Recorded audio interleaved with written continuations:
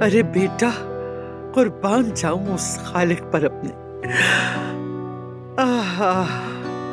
میران آغا کے پردادا زندہ ہوتے تو اسے دیکھ کر کتنا خوش ہوتے۔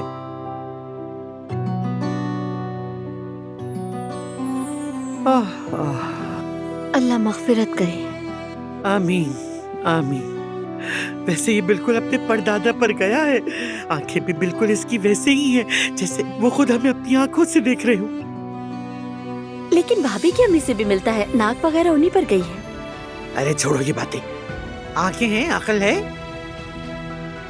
میرا پوتا پورا ہمارا ہے، دیکھو کیسا مضبوط ہے، طاقتور لگتا ہے۔ اگر اس طرف گیا ہوتا تو سوکھا سا کمزور سا ہوتا بالکل۔ یہ تو اللہ بہتر جانتا ہے، بس اتنا جانتی ہوں کہ چاہے کسی پر بھی گیا ہو، میران کی مسکراہٹ تو دل خوش کر دیتی ہے۔ اسے دیکھ کر واقعی دل خوش ہوتا ہے۔ ہاں ٹھیک کہہ رہی ہو، اب تمہاری باری بھی آ جانی چاہیے، وقت نکلتا جا رہا ہے۔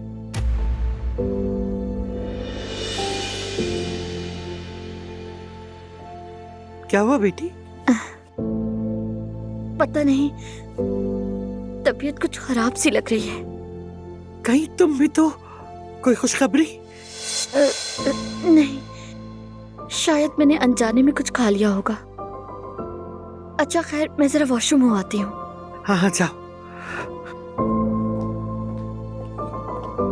میرے شہزادے، کہیں ہمارے گھر ایک اور ننھا مہمان تو نہیں آنے والا ہے؟